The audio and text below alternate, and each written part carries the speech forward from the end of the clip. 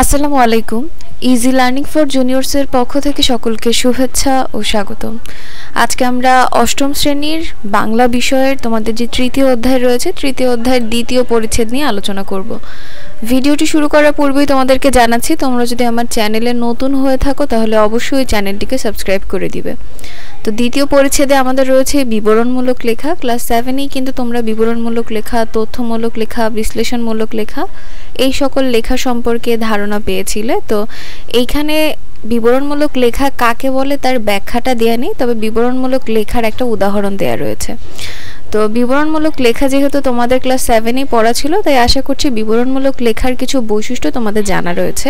তো সেই বৈশিষ্ট্যগুলোই তোমাদেরকে এখানে লিখতে হবে। এখানে লেখা রয়েছে যেসব বৈশিষ্ট্য থাকলে কোনো লেখাকে বিবরণমূলক লেখা বলা যায়, সেসব বৈশিষ্ট্যের মধ্য থেকে 3টি বৈশিষ্ট্য নিচে লেখো। লেখার পরে সহপাঠীর সঙ্গে আলোচনা করো এবং প্রয়োজনে সংশোধন করো। তো এখানে আমরা বিবরণমূলক লেখার যে 3টি বৈশিষ্ট্য তাই দেখে নিব। প্রথম বৈশিষ্ট্য লিখেছি, বিবরণমূলক লেখাটি হতে হয় স্পষ্ট, সংক্ষিপ্ত ও সুনির্দিষ্ট। এ ধরনের লেখায় কোনো ব্যক্তি, বস্তু, উপকরণ, দৃশ্য বা ছবি, ঘটনা, আবেগ, অনুভূতির বর্ণনা থাকে।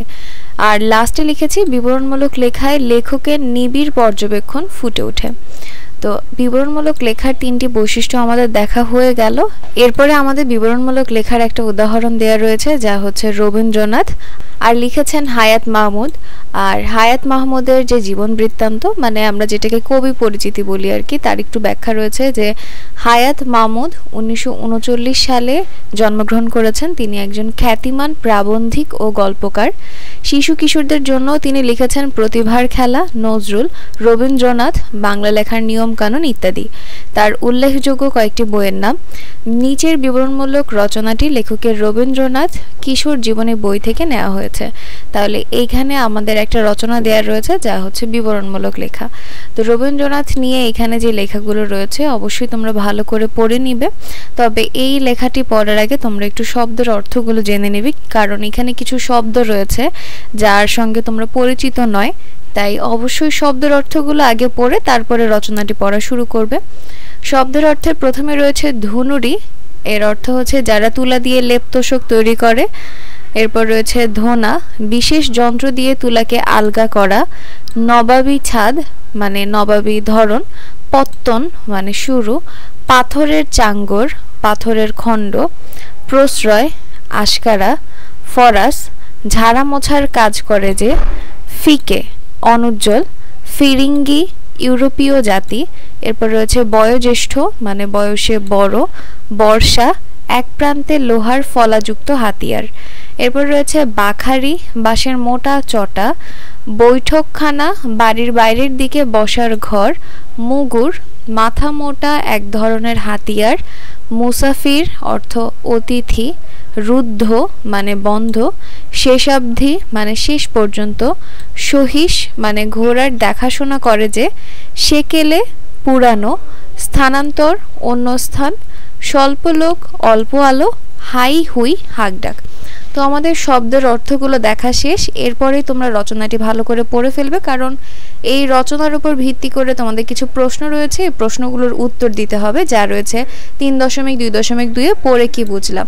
তাহলে চলো এখানে আমাদের যে প্রশ্নগুলো রয়েছে, এই 3টি প্রশ্নের উত্তর আমরা দেখে আসি যে আমরা এর উত্তরগুলো কিভাবে লিখব। তোমরা অবশ্যই ভালো করে পড়ে তারপর উত্তরগুলো নিজেদের মতন করে সাজিয়ে লিখবে। প্রথম প্রশ্ন হচ্ছে, প্রিন্স দ্বারকানাথের পৌত্র হয়েও রাজার হালে মানুষ হননি তিনি। লেখক কি কি কারণে রবীন্দ্রনাথ সম্পর্কে মন্তব্য করেছেন? এখানে বলা হয়েছে যে রবীন্দ্রনাথ প্রিন্স দ্বারকানাথের নাতি ছিল। পৌত্র বলতে নাতি বোঝানো হয়েছে। তো দ্বারকানাথ যেহেতু প্রিন্স ছিল, তাহলে তাদের অনেক সম্পত্তি থাকার কথা, আর রবীন্দ্রনাথের রাজার হালে মানুষ হওয়ার কথা, কিন্তু তা না হয়ে রবীন্দ্রনাথ খুবই হেলাফেলায় বড় হয়েছেন। তো এই কথাটি কেন বলেছেন? উত্তরটি লিখেছি যে প্রিন্স দ্বারকানাথের পৌত্র হলেও রবীন্দ্রনাথের বাবা প্রিন্স ছিলেন না। তিনি ছিলেন একজন ঋষি, যার সংসার ধর্মে মনোযোগ ছিল না। তার সন্তানদের খোঁজ তিনি রাখতেন না। এছাড়াও দ্বারকানাথের আমলে যেই সম্পত্তি ছিল, রবীন্দ্রনাথের জন্মের সময় এত ধন দৌলত কিছুই ছিল না। আর তাই রবীন্দ্রনাথ প্রিন্স দ্বারকানাথের পৌত্র হয়েও রাজার হালে মানুষ হননি। তো প্রথম প্রশ্ন গেল। তারপরের প্রশ্ন হচ্ছে রবীন্দ্রনাথের কোন কাজগুলো করতে ভালো লাগতো এবং কেন ভালো লাগতো। এখানে আমি একটা বিষয় দিয়েছি, তোমরা কিন্তু চাইলে পুরোটা ভালো করে পড়ে সেখানে আরও 3-4টি বিষয় খুঁজে বের করতে পারবে যে রবীন্দ্রনাথের কোন কাজগুলো করতে ভালো লাগতো।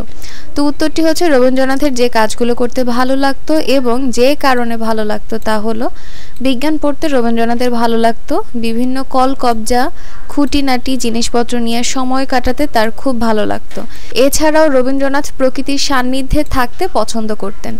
পরের প্রশ্নটি হচ্ছে যে রবীন্দ্রনাথ রচনায় বেশ কিছু বিষয়ের বিবরণ আছে, এর মধ্য থেকে যে কোনো দুটি বিষয়ের বিবরণ সম্পর্কে তোমার নিজের ভাষায় লেখো।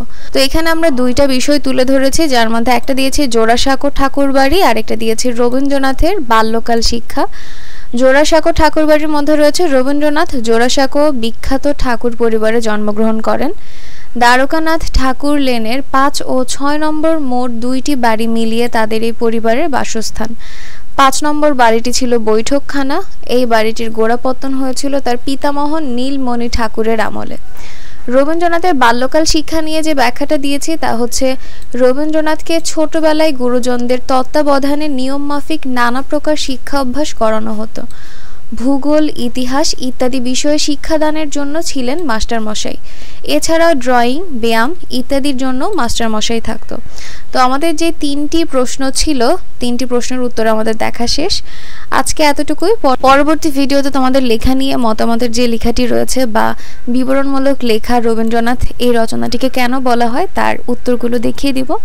তো আজকের ভিডিওটি এই পর্যন্তই। ভিডিও যদি তোমাদের কাছে ভালো লেগে থাকে তাহলে অবশ্যই সাবস্ক্রাইব করে দিবে এবং পাশে থাকা বেল আইকন বাটনটি প্রেস করে দিবে।